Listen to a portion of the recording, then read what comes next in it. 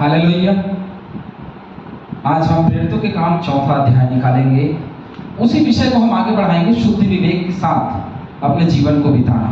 तो कैसे पौलुस ने शुद्ध विवेक के साथ अपने जीवन को बिताया, या कैसे चेलों ने शुद्ध विवेक के साथ अपने जीवन को बिताया, और कैसे उनके जीवन में सारी चीज़ें जो हैं वो होती चली गई।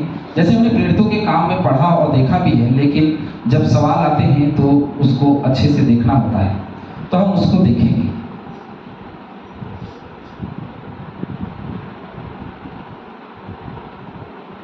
चलिए, प्रेरितों के काम चौथा अध्याय उसका 8वां वचन। सबसे पहली चीज मैं आपको बता दूं, यदि फिर मैं वही बात कहूंगा, यदि किसी को मिलता है तो बताइएगा कि पवित्र आत्मा का अभिषेक, ये शब्द का वर्णन बाइबल में किस स्थान पे आया है। सबसे पहले ये खोज के आप मुझे बताइएगा, जितने लोग वीडियो देख रहे हैं। पवित्र आत्मा का अभिषेक, पवित्र आत्मा का अभिषेक है ना, कहाँ पे आया है? लेकिन तेल का अभिषेक और चीजों का अभिषेक ठीक है, लेकिन पवित्र आत्मा का अभिषेक कहाँ पे आया है, मुझे जरूर बताइएगा। तब पतरस ने पवित्र आत्मा से परिपूर्ण होकर उससे कहा। इसका मतलब यह है कि जब पेंतीकोस्त के दिन पवित्र आत्मा पतरस पे उतरी, मैं बहुत पहले ये बात नहीं करना चाहता था, लेकिन ये सब्जेक्ट जो आया है, जो पौलुस कह रहा है कि मैंने अपने जीवन में परमेश्वर के लिए शुद्ध या सच्चे विवेक से जीवन को बिताया है। तो सच्चे विवेक से जीवन बिताना पवित्र आत्मा के बिना संभव नहीं, लेकिन पवित्र आत्मा मिलना भी कोई मजाक नहीं है, और पवित्र आत्मा को समझना जरूरी है। तब पतरस ने पवित्र आत्मा से परिपूर्ण होकर उनसे कहा। इसका मतलब यह है, पेंतीकोस्त के दिन जब पवित्र आत्मा उन पर उतरी तो भर गए। वहां लिखा है कि वे पवित्र आत्मा से भर गए। अब जब वे पवित्र आत्मा से भरे, अभिषेक नहीं हुआ उनका, पवित्र आत्मा से भरे, है ना। भरने का मतलब होता है भर जाना, किसी भी चीज के लिए भर जाना। यदि मेरे जीवन में वचन की कमजोरी है तो मैं भरा नहीं हूँ, मुझे में भर जाना है।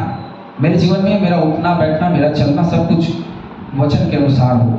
मैं बोलूँ तो जैसे याकूब की पत्री दूसरे अध्याय में लिखा है, मैं बोलूँ तो ऐसा बोलूँ मानो परमेश्वर का वचन हो। तो वैसे भर जाना, जब मैं भरता हूँ तो मेरे जीवन में सारी चीजें जो हैं वो वचन के अनुसार निकलती हैं। हर एक बातें वचन से होती हैं। कोई चीजें जो है वो बहुत बाहर से नहीं होती, या जो वचन बात करती है, जहाँ पे वचन हमारे जीवन को रोकती है वहां रोकना है, और जहाँ बोलती है हमको बोलना है। तो वचन के अनुसार होना चाहिए। हम वक्त और समय को देख करके बात ना करें। जो वक्त और समय को देख करके बात करते हैं वो पवित्र आत्मा की चलाए नहीं, परंतु वो शारीरिक दशा में है। तो शारीरिक दशा में नहीं, परंतु आत्मिक दशा में रहें। जो आत्मिक दशा में रहते हैं उनके लिए ये बड़ा ही अच्छा विषय है कि पतरस जब पेंतीकोस्त के दिन पवित्र आत्मा से भर गया, तो वापस से प्रेरितों के काम चौथा अध्याय और उसके 8वें वचन में ऐसा क्यों लिखा है कि पतरस तब पवित्र आत्मा से परिपूर्ण होकर उनसे कहा। पूरा वाक्य आप पढ़ोगे, 7वें पद में लिखा है, और उन्हें बीच में खड़ा करके पूछने लगे कि तुमने यह काम किस सामर्थ्य से और किस नाम से किया है। किस सामर्थ्य और किस नाम से किया, ये सवाल उनसे किया। तो उन्होंने कहा, वो कह सकते थे कि पतरस कह सकता था कि मैं पवित्र आत्मा से परिपूर्ण होकर कहता हूं, लेकिन ऐसा शब्द वहां नहीं लिखा है। पतरस ने ऐसा कुछ नहीं कहा। पतरस ने कुछ नहीं कहा, परंतु तब पतरस ने पवित्र आत्मा से परिपूर्ण होकर उनसे कहा। क्या कहा? अब कहा होगा कि मेरे जीवन में, मेरे अंदर में पवित्र आत्मा है, मैं बड़े सामर्थ्य का काम करता हूं, ये बोला होगा। लेकिन आगे देखते हैं क्या बोलता है पतरस। हे लोगों के सरदारों और पुरनियों, इस दुर्बल मनुष्य के साथ जो भलाई की गई है, यदि आज हमसे उसके विषय में पूछताछ की जाती है कि यह क्यों कर अच्छा हुआ, तो तुम सब और सारे इजरायली लोग जान लें कि यीशु मसीह नासरी के नाम से, पवित्र आत्मा के नाम से, प्रभु यीशु मसीह के नाम से, लेकिन पवित्र आत्मा की परिपूर्णता से बोलने की सामर्थ्य मिलती है। जो बोलता है वो भी पवित्र आत्मा की सामर्थ्य से बोलता है। जो प्रचार करता है वो भी पवित्र आत्मा के सामर्थ्य से प्रचार करता है। तो फिर ये सवाल मेरे जैसे हर एक पासवानों से क्यों पूछा जाता है, पास्टर साहब आपने पवित्र आत्मा का अभिषेक पाया है या नहीं पाया है? अब मैं हंसूं या दुख, मनाओ। यदि मैं हंसूं तो ये मजाक है ना? लेकिन ये मजाक नहीं, ये सीरियस बात है। आज हमारे विश्वासी कहाँ जा रहे हैं, आज हमारी मसीही समाज कहाँ जा रहा है, ये गलत रास्ता है। और इस गलत रास्ते में पता है आपको, 100 में से 90 लोग इस रास्ते जा रहे हैं। जो नए विश्वासी हैं 100 में से 90, मसीही लोग तो खैर 100 में से 10 ही जाते हैं, वो अलग चीज है। लेकिन विश्वासी 100 में से 90 विश्वासी इसी रास्ते पर रहे हैं। पवित्र आत्मा का सामर्थ, पवित्र आत्मा का दान, पवित्र आत्मा का वरदान, लेकिन इसके अलावा पवित्र आत्मा हमको क्यों मिला? प्रभु यीशु मसीह ने ये कभी नहीं कहा मेरे बाद तुम बड़े बड़े आश्चर्य कर्म करोगे, वो अलग चीज है। लेकिन उसने कभी ये नहीं कहा कि पवित्र आत्मा पाओगे। कभी उसने ये नहीं कहा कि पवित्र आत्मा, देखिए पवित्र आत्मा हमको क्यों दिया गया? सामर्थ के लिए नहीं। किस लिए दिया गया? सहायक के लिए। तो सहायक क्या करता है? जो कुछ हमको चाहिए वो करता है, एक सहायक। लेकिन तब जब वो हमको मिलेगा, और इच्छा किसकी? परमेश्वर की। और बिना परमेश्वर की इच्छा के कोई कुछ नहीं कर सकता। मांगोगे नहीं मिलेगा जब तक उसकी इच्छा नहीं होगी। मुझे माता के गर्भ से उसने चुना, जैसे मैंने आप लोगों को पहले ही कहा कि जब मुझे माता के गर्भ से चुना है तो वो मुझे सब कुछ देगा। और मुझे मांगने की आवश्यकता क्या, किस बात को मांगने की आवश्यकता है? पवित्र आत्मा। मांगो तो तुम्हें दिया जाएगा, नहीं लिखा है मांगो तो तुम्हें पवित्र आत्मा दिया जाएगा, नहीं। मांगो तो तुम जो मांगोगे वो चीज दिया जाएगा। और वो चीज कभी भी मांगने से मिलती है, लेकिन उससे उद्धार नहीं मिलता। उद्धार हमारे पवित्रीकरण के जीवन से होता है। यदि पतरस के जीवन में पेंतीकुस्त के दिन पवित्र आत्मा उतरी, और पवित्र आत्मा उतरने के बाद में वापस 4 अध्याय के 8वें पद में लिखा है कि वो पवित्र आत्मा से परिपूर्ण हुआ। दोनों में बहुत दूरी है, और दोनों में दूरी है, दोनों में अलग अलग बातें दिख रही हैं। इसका मतलब यह है कि वहां वो पवित्र आत्मा से भरा, और यहाँ वो पवित्र आत्मा से परिपूर्ण होना और भरना दोनों एक ही विषय है, एक ही बात है। इसका मतलब यह है कि पेंतीकुस्त के दिन भरा और आज भी भरा। और पतरस के लिए आगे भी वचन में लिखा है कि पतरस पवित्र आत्मा से भरा और भर करके कुरनेलियुस को प्रचार किया। हालेलुया। कुरनेलियुस को प्रचार किया पवित्र आत्मा से भर करके। तो पवित्र आत्मा हर वक्त हमको जो अगुवाई देती है उसको भरना कहते हैं, याद रखना। यदि मुझे सुसमाचार की प्रचार की अगुवाई दे रही तो उसको भरना कहते हैं, अभिषेक नहीं कहते। याद रखिए, क्योंकि वहां अभिषेक नहीं लिखा है। हमने अभिषेक क्यों बनाया मुझे समझ नहीं आता। मैंने और आपने उस परिपूर्णता को अभिषेक का नाम क्यों दिया? क्योंकि अभिषेक का मतलब, शामुएल ने दाऊद का अभिषेक किया। अभिषेक का मतलब होता है कि कोई हमको अभिषेक करे। लेकिन यीशु मसीह ने अभिषेक नहीं किया, उसने दिया। देना और अभिषेक करना में बहुत अंतर है। सोच के समझ के नहीं, जो बातें हैं उसको समझिए। अभिषेक करना और देना, दोनों में बहुत अंतर है। अभिषेक, शामुएल ने दाऊद का अभिषेक किया, लेकिन वही शामुएल यदि दाऊद को कुछ देता, या अंगरखा देता, या पानी देता, या कुछ और देता, तो उसको देना बोलते हैं। जैसे यीशु मसीह ने हमको पवित्र आत्मा दिया, अभिषेक नहीं किया। और देने का एक अधिकार होता है। अभिषेक करने का मतलब होता है कि ऐसे तेल डाल दिया, अभिषेक होगा, और वो बचत तेल लेके चला जाएगा शाम में, नहीं। देने का मतलब है कि उसने पूरा दे दिया। तो पवित्र आत्मा उसने मनुष्य जाति के लिए पूरा दे दिया। अब वो है अपने जगह में। जैसे परमेश्वर ने जगत से ऐसा प्रेम रखा, उसने रख दिया, तो हमको जाना है, हमको लेना है। ये बात तो है। लेकिन अब ये वचन जब आप पढ़ोगे इब्रानियों की किताब 2 अध्याय में, तो और मजा आ जाएगा। 2 अध्याय का 4था वचन, और साथ ही परमेश्वर भी अपनी इच्छा के अनुसार, क्या? और साथ ही परमेश्वर भी अपनी इच्छा के अनुसार चिन्हों, अद्भुत कामों और नाना प्रकार के सामर्थ के कामों और पवित्र आत्मा के वरदानों के बांटने के द्वारा इसकी गवाही देता रहा। कौन देता रहा? मैं, पौलुस, पतरस। कौन देता रहा? परमेश्वर अपनी इच्छा से। उसकी इच्छा कुछ नहीं है ना मेरे प्रियो। यदि उसकी इच्छा नहीं है, मांगोगे तो भी नहीं मिलेगा। मेरे 40 दिन के उपवास से क्या मुझे पवित्र आत्मा मिलेगी? यदि मिलेगी तो ये वचन जो बोल रहा है क्या वो गलत है? मैं नहीं समझ सकता। जो वचन के बाहर है मैं सुनना नहीं चाहता, जो वचन के बाहर है मैं समझना नहीं चाहता। मुझे कोई कितना भी समझाए, जो वचन के अंदर है मैं वही समझना चाहूंगा और वही बात करूंगा। वचन के अंदर को समझने का प्रयास करिए। ये सवाल करना बंद कर दीजिए, क्या आपके अंदर में पवित्र आत्मा है नहीं है, आपने पाया नहीं पाया, कोई नहीं बोल सकता, क्योंकि ये उसकी इच्छा है। कहाँ लिखा है? ये वचन में लिखा है। वचन में कहीं भी ये नहीं लिखा कि आप मांगोगे तो पवित्र आत्मा मिलेगा। मुझे बताइए कहीं लिखा है क्या? वचन में। मुंह से मत बोलिए। कोई पास्टर प्रचार कर रहा है उसको मत बोलिए, कोई दास प्रचार कर रहा है उसको मत बोलिए, कोई सर्वसामर्थी स्टेज में खड़े होकर के बोल रहा है कि आइए पवित्र आत्मा लीजिए, नहीं, वो पवित्र आत्मा नहीं दे सकता, क्योंकि पवित्र आत्मा देने का सारा अधिकार इस वक्त परमेश्वर की इच्छा पे डिपेंड करता है, जो यहाँ लिखा है। क्योंकि यहाँ लिखा है कि वो अपनी इच्छा से देता है। तो मुझे बताइए कहाँ पे लिखा है कि मेरे मांगने से पवित्र आत्मा मुझे मिलेगा? या पौलुस ने मांगा होगा?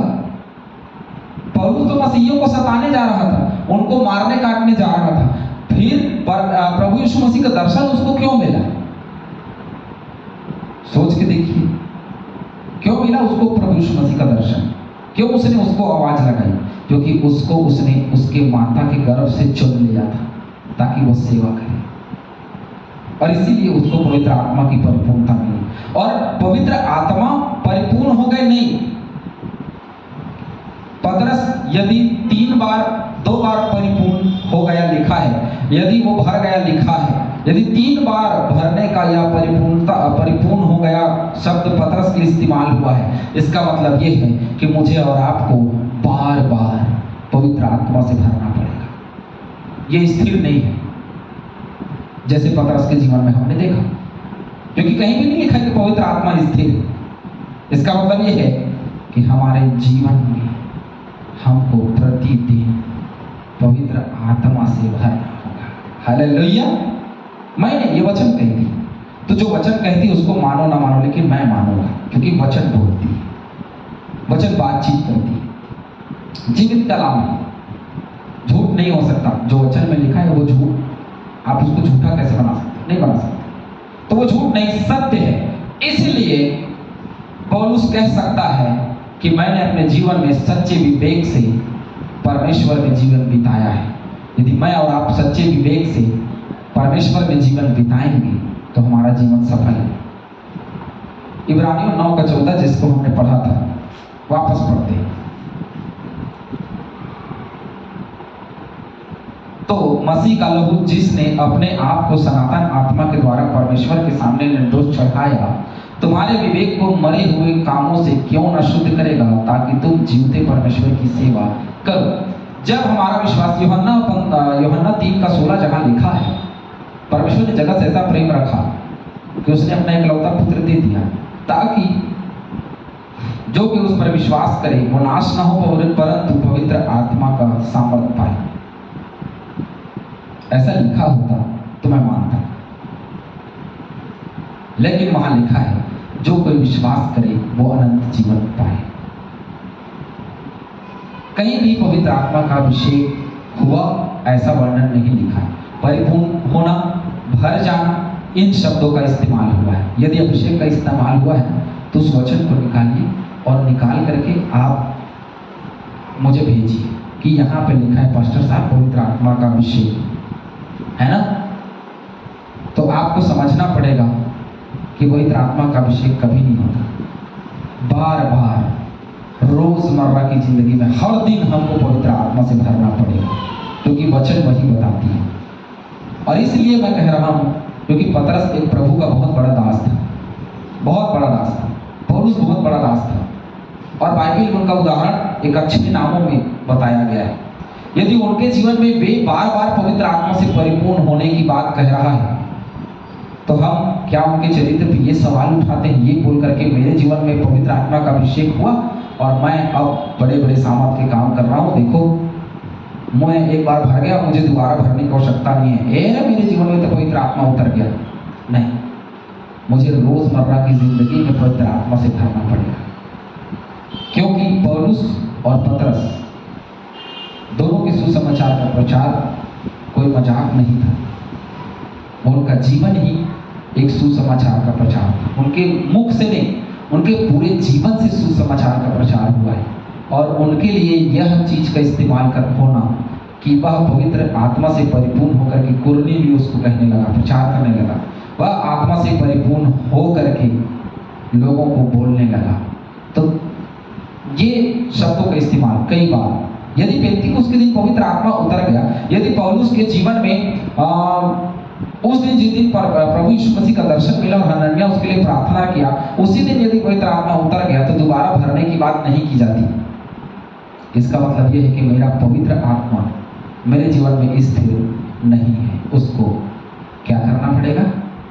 बार बार रिचार्ज करना पड़ेगा, बार बार आपको और मुझको पवित्र आत्मा से भरना पड़ेगा।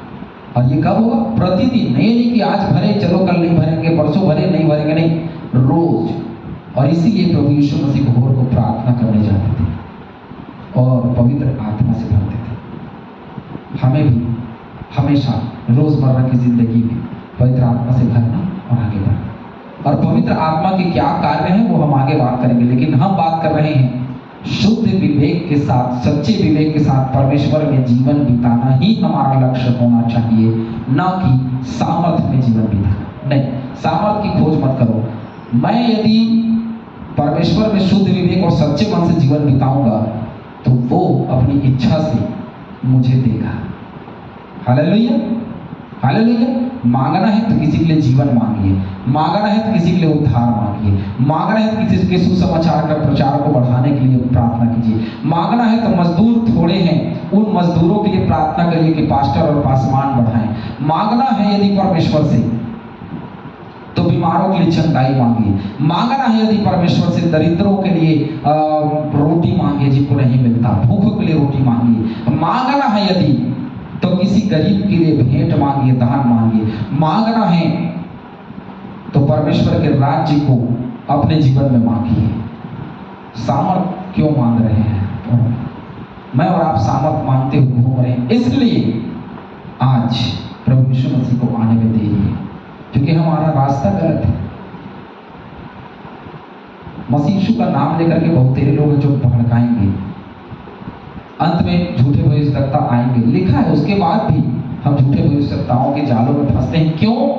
क्योंकि हमारा विवेक परमेश्वर में सच्चा नहीं। यदि हमारा विवेक परमेश्वर में सच्चा होगा, हमें कभी भी किसी की बात सुनने की आवश्यकता नहीं पड़ेगी।